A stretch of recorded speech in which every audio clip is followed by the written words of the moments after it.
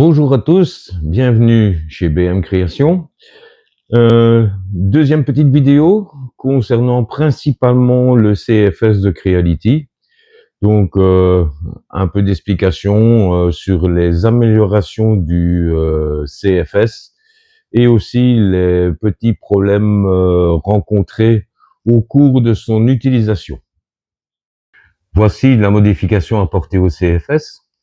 Impression de ces petits rouleaux, très bien conçu par Monsieur Knox, qui a eu une très bonne idée, ce qui permet d'avoir un très bon contact avec les bobines.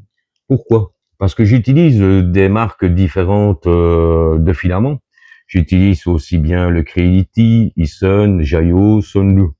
Vu que les bobines ont un diamètre différent en fonction de la marque, ce système permet d'avoir justement un bon appui sur vos bobines. C'est vraiment très très bien pensé. Je vous mettrai en description le lien de JSTech qui a fait une vidéo justement en expliquant un peu comment monter ce système avec les pièces qu'il faut imprimer et tout. Une très bonne petite vidéo, c'est vraiment super. Autre amélioration, j'ai installé ces petits bacs et mis des boules de silice, ce qui permet d'avoir un taux d'humidité à l'intérieur du CFS relativement bas. J'arrive à descendre jusqu'à 8%. J'ai aussi fait ce petit système, voilà, qui permet de mettre des boules de silice supplémentaires ici devant, ça ne gêne en rien le passage du filament. Ne faites surtout pas comme moi. J'ai eu la très mauvaise idée de l'imprimer en noir. Donc, un jour, en changement de bobine, ceci est tombé au sol. Donc, je ne vous dis pas, les boules de silice étant très fines, et il y en a eu partout. Partout. Ma femme était très contente. L'avantage d'avoir installé des boules de silice, c'est qu'elles sont recyclables.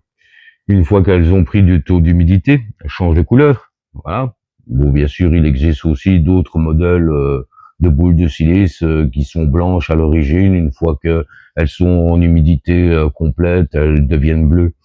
Donc ces boules de silice, vous les mettez simplement au four et vous arrivez à retirer le taux d'humidité et arriver à revoir donc une boule de silice tout à fait comme dans ce cas-ci orange, donc prête à l'utilisation à 100%.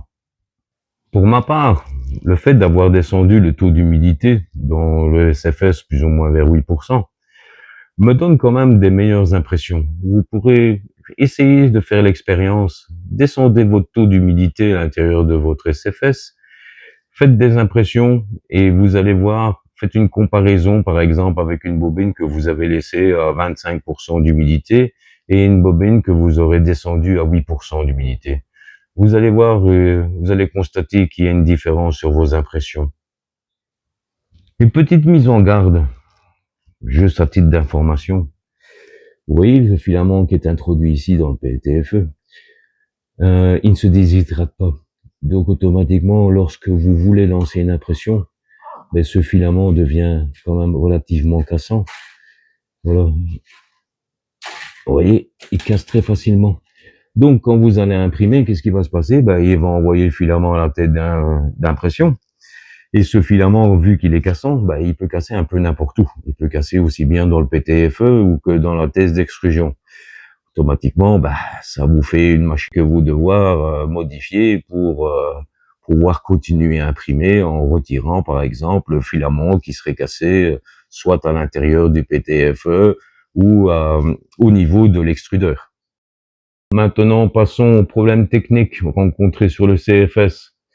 J'ai eu l'écran qui a décidé de ne plus fonctionner, donc je n'avais plus aucune indication sur la température, le taux d'humidité. Bon, en soi, ce n'a pas été trop grave. Bon, j'ai contacté le service après-vente de chez Creality, mais bien sûr, ils m'ont envoyé une pièce de rechange sans aucun problème. Deuxième problème, celui-ci beaucoup plus important. Vu que le filament dans le 4 en 1 était totalement écrasé, celui-ci ne passait plus pour pouvoir imprimer. Donc, j'ai fait quelques recherches sur Internet pour savoir si d'autres personnes avaient déjà eu ce problème. Il s'avère que ce qu'ils ont fait, c'est donc ils ont coupé des spires sur le ressort de compression pour diminuer justement ce désagrément d'avoir ce filament qui est broyé. Pour eux, ça a peut-être fonctionné. Moi, pour ma part, ça n'a pas été le cas. Donc, j'ai contacté Creality et bien sûr, bah, ils m'ont envoyé une pièce de rechange. Vous voyez, je l'ai remplacé et depuis lors, bah, je n'ai plus eu de problème. Donc, voici mon avis personnel sur le CFS. Celui-ci fonctionne relativement bien. Seule chose que je peux reprocher, à la rigueur, Creality aurait pu penser à un système de chauffage intérieur, ce qui aurait permis d'éviter justement de mettre toutes ces boules de silice et trouver un peu donc le moyen et la possibilité de descendre le taux d'humidité. Ça aurait pas été un luxe, mais bon, ils auraient dû un peu copier le système de l'AMS de chez Bamboula. Mais bon, c'est ainsi, on ne sait rien y faire, voilà. Nous sommes arrivés à la fin de cette deuxième vidéo. J'espère que celle-ci vous aura plu. Donc, si vous désirez me soutenir, un petit pouce, la petite cloche, ça me ferait très plaisir. Je vous remercie. Allez, salut, à bientôt.